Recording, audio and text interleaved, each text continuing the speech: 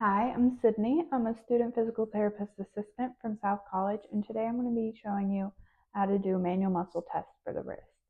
So if you haven't, first off, you're going to introduce yourself to your patient and explain why you're doing the manual muscle test.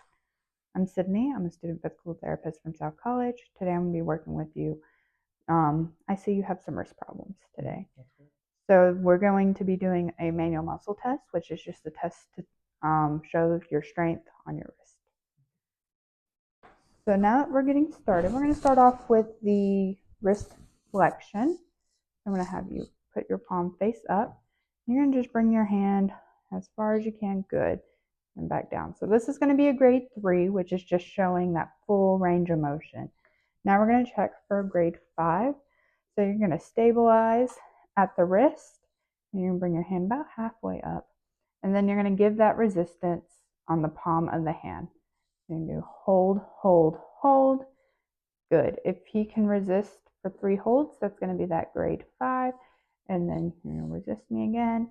Hold, hold, and that break, that's going to be a grade 4. Now, if he isn't able to do either one of these, we're going to put him in a gravity minimized position. So that gravity minimized position is going to be where the arm is on a table in neutral. And then he's going to be able to move that hand into flexion. Good. And if he's not able to move the hand into flexion for that grade 2, you're going to just be checking to see if the flexor muscles are contracting in any way. That would be a grade 1.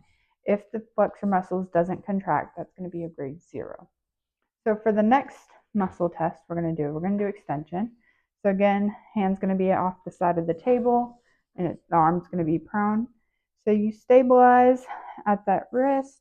Have your patient go all the way up into full wrist extension. Good, he's able to do that. So that's going to automatically be a grade 3. And then we go about halfway, and you'll give resistance on the back of the hand and tell your patient to hold that while you're giving a little bit of pressure. So hold, hold, hold. That's going to be a grade 5 if he's able to do all 3 holds. And then hold, hold, and if he breaks, that's going to be grade 4. And again, if they're not able to do that full range of motion, you're going to put them in the gravity minimized position, which is going to be where the arm's at the table in neutral, stabilized at the wrist, and the hand's going to go into that extension position. And that's going to be your grade 2. If the patient isn't able to do that, then you'll just check to see if those extensor muscles are contracting. That will be your grade 1. If the patient's not able to do a grade 1, then that would automatically be a grade 0. So for the next test we're going to do radial deviation. So we're going to have your arm in neutral. So I'm going to be holding him at the wrist, and he's going to bring that hand up towards the sky for me. Good. That's going to be that grade 3, and we'll go back down just about halfway, and you're going to give pressure on the second metacarpal. So resist that. You're going to hold, hold, hold. That's going to be the grade 5, and then hold, hold, and if there's that break, that's the grade 4. If he's not able to do this, then you'll have the patient place their hand prone on the table, and they'll just stabilize at the wrist.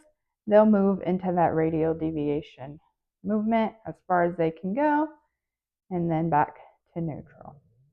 And then if he's not able to do that, you would check to see if the muscles contract for grade 1, and those muscles will be the extensor carpi radialis, and then you would also check the flexor carpi radialis.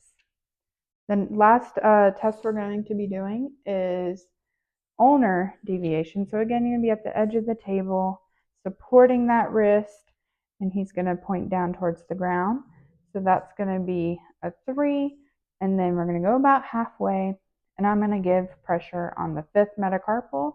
Resist me. You're going to hold, hold, hold. He's not letting me push him up. That's going to be a 5, and then hold, hold, and if he breaks, that will be a grade 4. And if he's not able to do that, again, his arm's going to be in a prone position. I'm stabilizing at the wrist, and he's going to just go into ulnar deviation. That will be the grade 2 in the gravity minimized position.